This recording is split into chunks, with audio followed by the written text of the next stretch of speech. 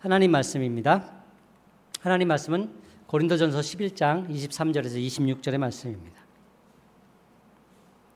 고린도전서 11장 23절에서 26절 하나님의 말씀입니다. 제가 가진 성경으로는 신약 성경 277쪽 정도에 있습니다. 고린도전서 11장 23절에서 26절 하나님의 말씀입니다. 한 절씩 교독하고 마지막 26절은 같이 읽도록 하겠습니다. 내가 너희에게 전하는 것은 주께 받은 것이니 곧 주 예수께서 잡히시던 밤에 떡을 가지사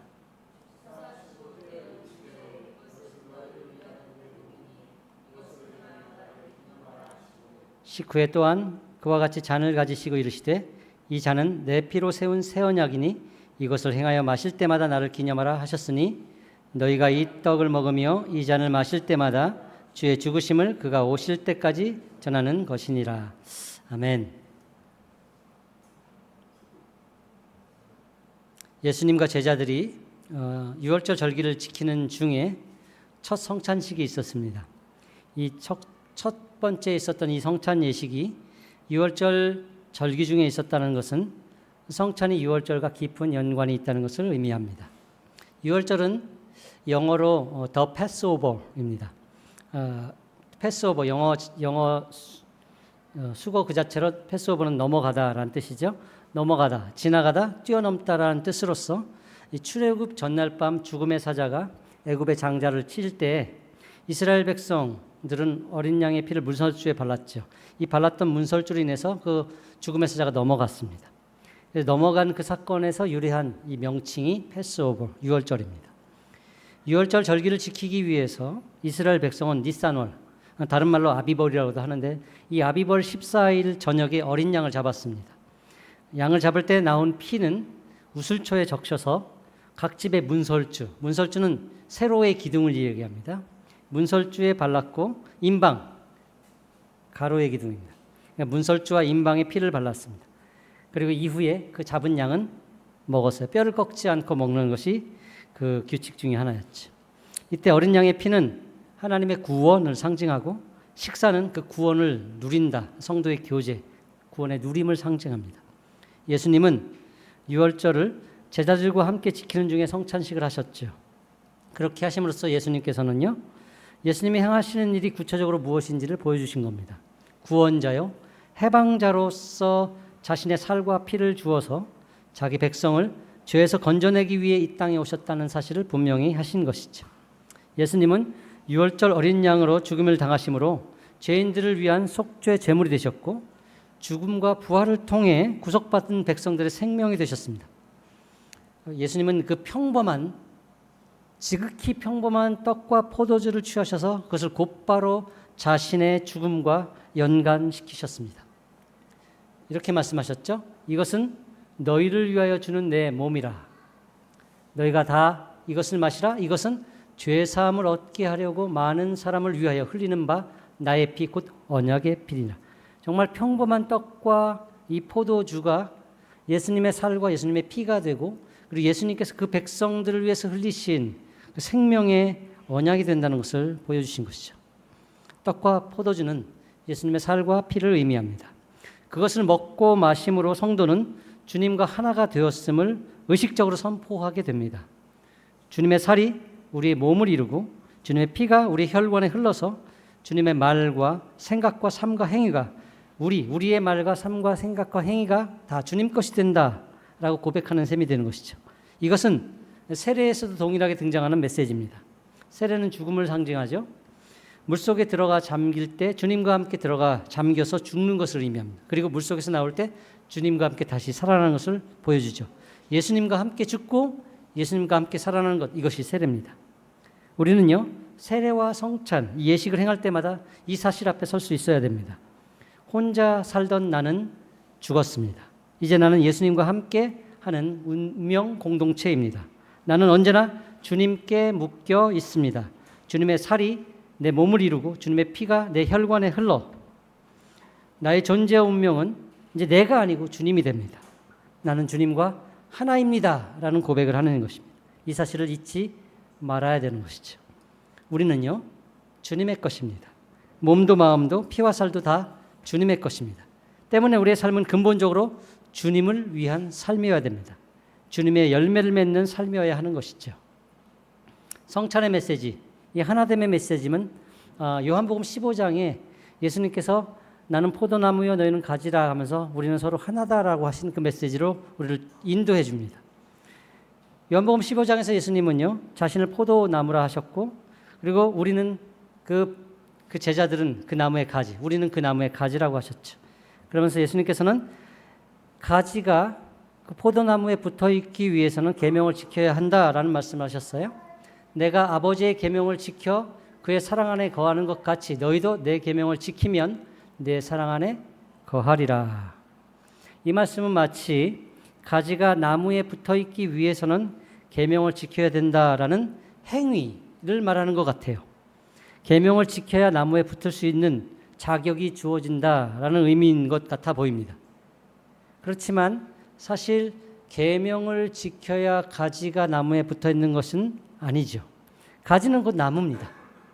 사람들은 일반적으로 포도나무 가지, 포도나무 기둥을 보지 않고 옆에 있는 가지 넝쿨을 보면서 저거는 포도나무 가지야, 이거는 포도나무 기둥이야, 따로 구분하지 않아요. 그렇지 않습니까? 그 가지를 보고도 뭐라 그래요? 포도나무다라고 합니다. 그러한 가지에게 계명을 지키라고 하는 것은 붙어있는 조건을 의미하는 것이 아니라는 것이죠.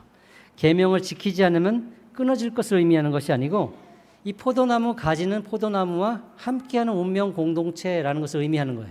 그러니까 가지는 나무로부터 진액을 빨아들이고 나무로부터 온 진액으로 인해서 포도라는 열매를 맺을 수밖에 없는 존재라는 것이죠. 그러니까 가지는 나무에서 모든 것을 받는 거예요. 나무는 가지에게 모든 것을 주지요.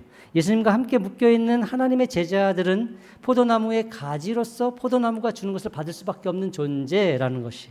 그래서 계명을 지키는 것은 예수님의 삶이 계명을 지키는 삶이었고 그 존재 자체가 계명과 함께하는 것이었다면 포도나무 가지도 그것과 똑같은 것일 수밖에 없다라는 뜻인 것이죠. 포도나무 가지는 예수님으로부터 모든 자양분을 받아서 예수님의 열매를 맺는 존재가 되어야 한다라는 뜻입니다. 분리할 수 없다라는 것이에요. 가지는 붙어 있기 위해서 계명을 지키는 게 아니고 가지라는 존재 자체가 계명과 함께 묶여 있는 존재이기 때문에 계명을 지켜야 돼요. 하나님의 사람들은 하나님의 계명이 하나님께 붙어 있는 조건으로 있는 게 아니고 하나님의 사람이기 때문에 근본적으로 그 계명과 함께하는 존재라는 뜻이에요. 우리에게는 계명이 따로 있는 문제가 아니라는 것이죠. 가지와 나무는 존재론적으로 하나입니다. 생각해보면요, 신자의 삶이 그렇습니다. 어떤 점에서 우리는요, 스스로 선택해서 하나님의 전해온 사람들이에요. 어떤 면에서는 그래요. 그렇죠? 모태신앙도 결국 어떤 점에서는 스스로 선택하는 지점이 있습니다. 저도요, 모태신앙입니다. 중학교 1학년 때 기독교 신학 미션 스쿨이었어요. 그래서 기독교 학교였기 때문에 매주 주보를 학교에다 갖다 내는 것이 숙제 중에 하나였어요. 그래서 매주 주보를 내야지만 그게 이제 인정이 됐었어요. 그런데 첫 주에 교회를 가서 예배를 드리고, 그리고 그 다음 주부터 안 갔어요. 그리고 친구들이 주보를 갖다 줬어요. 그러니까 교회 간 친구들 주보를 2개 있으면 하나 갖다 줘. 그걸 갖다 냈던 것 같아요. 교회를 안 나간 이유가 있었습니다.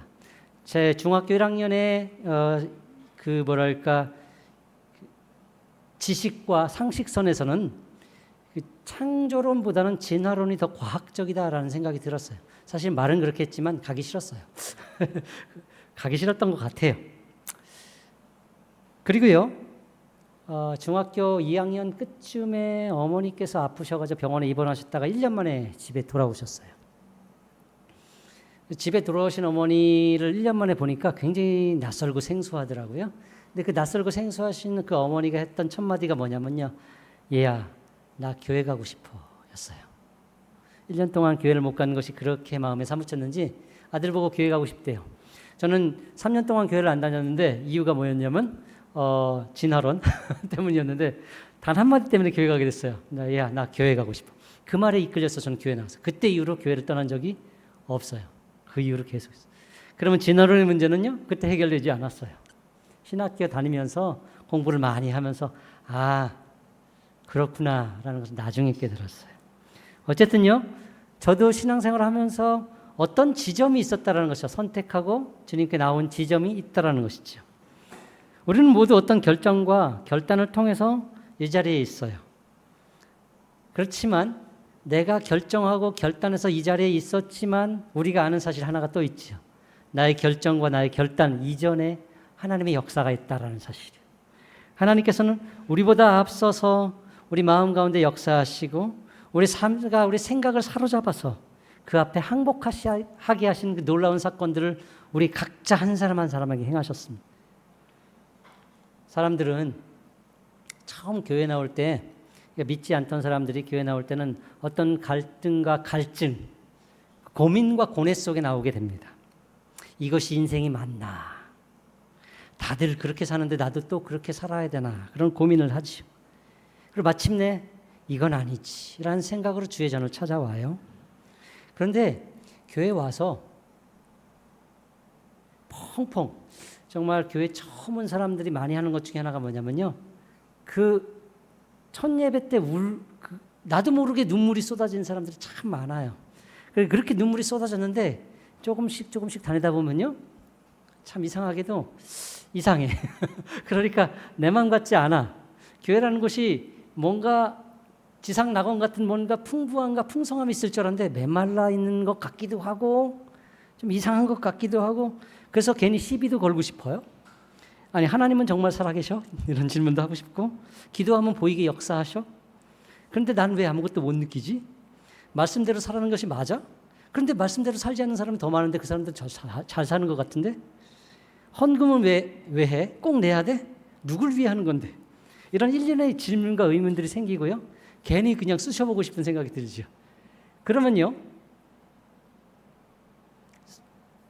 신앙생활 오래 하신 분들이 그리고 또 목회자들이 대답을 해줘요. 그 대답이 썩 마음에 들지 않아요. 그렇죠. 모든 대답이 썩 마음에 드는 건 아니에요. 하나같이 마음에 들지 않는 참 놀라운 사실을 가운데 서요. 그래서요. 아, 여기도 아닌가 보다. 교회를 떠날 마음이 생겨요. 그런데 이상합니다. 못 떠나겠어요. 그렇지 않습니까? 뭔가 뒤에서 잡아당기는 것 같아요. 이게 찜찜한 것이 잡아당겨서 내가 떠나고 싶어도 떠날 수 없게 하는 그 무엇이 있다라니까요. 혹 떠나는 사람도 있어요. 근데 그 사람들도 무거워요. 뭔가 캥기는 돌덩어리 같은 게 속에 있어가지고 답답한 것이죠. 다시금 주의전을 찾게 만드는 무엇이 있다니까요. 그래서요 또 나오고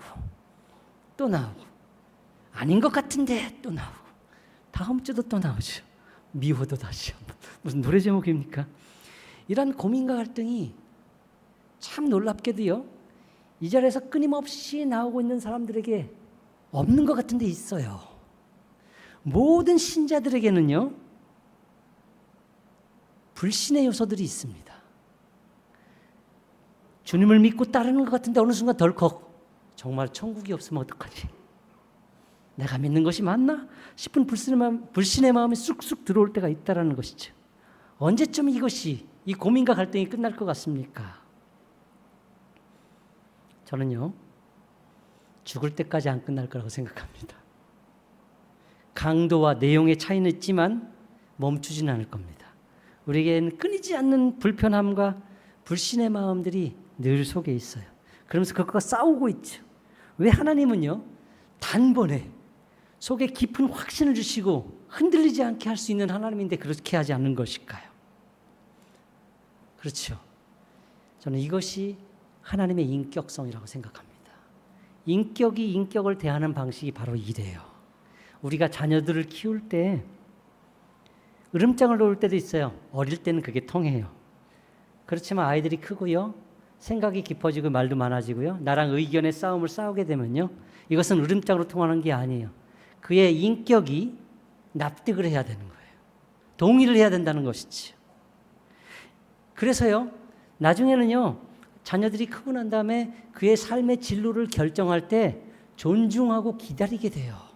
내가 원하는 것은 이거지만 이거를 하라고 뭐 자꾸 윽박 지르지 않아요. 지금도 그런 집이 있긴 하지만 그렇게 해서 간 아이들이 그렇게 즐겁지 않아요. 내가 선택하고 내가 하나님 안에서 결정하고 따라가는 그것이 있어야만 되는 것이죠. 이것이 인격과 인격이 부딪히는 방법, 살아가는 방법이죠. 하나님의 인격은 바로 우리 인격을 그렇게 다루세요.